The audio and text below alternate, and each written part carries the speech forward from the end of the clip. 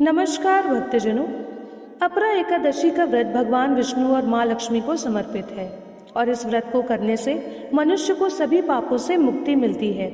अपरा एकादशी के दिन भगवान विष्णु और माँ लक्ष्मी की पूरी विधि विधान से पूजा की जाती है। इस बार अपरा एकादशी शुक्रवार के दिन पड़ रहा है, जो कि माँ लक्ष्मी को समर्पित है। इस दिन आपको सुबह स्नान करके भगवान विष्णु और माँ लक्ष्मी की प्रतिमा स्थापित करनी है। उसके बाद घी का दीपक जलाना है, उन्हें अक्षत, फूल, धूप, दिया दिखाना है। उसके बाद आपको भगवान विष्णु के भोग में चना, गुड़ और हल्दी डालना है और तुलसी का दल डालना है। उसके बाद माँ लक्ष्मी को आप कुछ न कुछ मीठा भोग चढ़ा सकते हैं। साथ ही साथ आपको केले के पेड़ की भी पूजा करनी है और आपको तुलसी के पेड़ की भी पूजा करनी है। इसके बाद आपको अपरा एकादशी की व्रत कथा पढ़नी है, विष्णु चालीसा पढ़ना है और भगवान विष्णु के सबसे शक्तिशाली मंत्र ओम नमो भगवते वासुदेवाय नमः का जाप तुलसी की माला से 108 बार करना है। तो आइए सबसे पहले हम अपरा एकादशी की व्रत कथा को सुनते हैं। अपरा एकादशी की व्रत कथा। युधिष्ठिर ने कहा, जनार्दन, ज्येष्ठ के कृष्ण पक्ष में किस नाम की एकादशी होती है? मैं उसका महात्म्य सुनना चाहता हूँ, उसे बताने की कृपा कीजिए। भगवान श्री कृष्ण बोले, राजन, तुमने संपूर्ण लोगों के हित के लिए बहुत उत्तम बात पूछी है। राजेंद्र, इस एकादशी का नाम अपरा है। यह बहुत पुण्य प्रदान करने वाली और बड़े बड़े पातकों का नाश करने वाली है।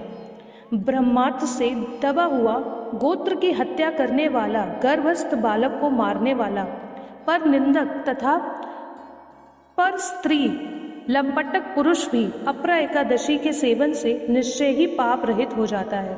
जो झूठी गवाही देता, माप तोल में धोखा देता, बिना जाने ही नक्षत्रों की गणना करता और कूटनीति से आयुर्वेद का ज्ञाता बनकर वैद्य का नाम करता है, ये सब नरक में निवास करने वाले प्राणी हैं।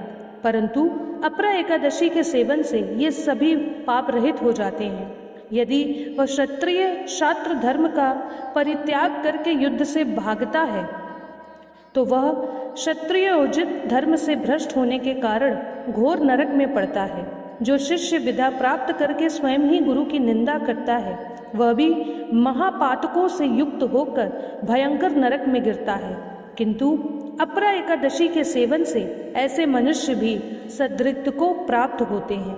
माघ में जब सूर्य मकर राशि पर स्थित हो, उस समय प्रयाग में स्नान करने वाले मनुष्य को जो पुण्य होता है, काशी में शिवरात्रि का व्रत करने से जो पुण्य प्राप्त होता है, गया में पिंड दान करके पितरों को तृप्त प्रदान करने वाले पुरुष जिस पुण्य का भागी होता है, बृहस्पति के सिंह राशि पर स्थित होने पर गोदावरी में स्नान करने वाला मानव जिस फल को प्राप्त करता है, बद्री के श्रम की यात्रा के समय भगवान केदार के दर्शन से तथा बद्री तीर्थ के सेवन से जो पुण्य फल उपलब्ध होता है, तथा सूर्य ग्रहण के समय कुरुक्षेत्र में दक्षिणा सहित यज्ञ करके हाथी, घोड़ा और स्वर्ण दान करने से जिस फल की प्राप्ति होती है, अपरा एकादशी के सेवन से भी मनुष्य वैसा ही फल प्राप्त करता है। अपरा को उपवास करके भगवान वामन की पूजा करने से मनुष्य सब पापों से मुक्त हो श्री विष्णु कुल्लेख में प्रतिष्ठित होता है। इसको पढ़ने और सुनने से सहस्त्र गोदान का फल मिलता है। इसी के साथ फिर युधिष्ठिर ने कहा, जनार्दन, अपरा का सारा महात्म्य मैंने सुन लिया। अब ज्येष्ठ के शुक्ल पक्ष में जो एकादशी है उसका वर्णन कीजिए। भगवान श्री कृष्ण बोले, राजन, इसका वर्णन परम धर्म सत्यानंद व्यास जी करेंगे, क्योंकि ये संपूर्ण शास्त्रों से तत्वज्ञ और विद्वान है। तब वेद व्यास जी कहने लगे, दोनों ही पक्षों की एकादशियों को भोजन ना करें। द्वादशी को स्नान आदि से पवित्र हो फूलों से भगवान के शिव की पूजा करके नित्य कर्म समाप्त होने के पश्चात पहले ब्राह्मणों को भोजन देकर अंत में स्वयं भोजन करें। राजन, जनाना शौच और मरना शौच में भी एकादशी को भोजन नहीं करना चाहिए। यह सुनकर भीमसेन बोले, परम बुद्धिमान पितामह, मेरी उत्तम बात सुनिए। राजा युधिष्ठिर माता कुंती, द्रौपदी, अर्जुन, नकुल और सहदेव एकादशी को कभी भोजन नहीं करते तथा मुझसे भी ना हमेशा यही कहते हैं कि भीमसेन, तुम भी एकादशी को ना खाया करो। किंतु मैं इन लोगों से यही कह दिया करता हूँ कि मुझसे भूख नहीं सही जाती। इसी के साथ दोस्तों, अपरा एकादशी की व्रत कथा समाप्त होती है। अब आइए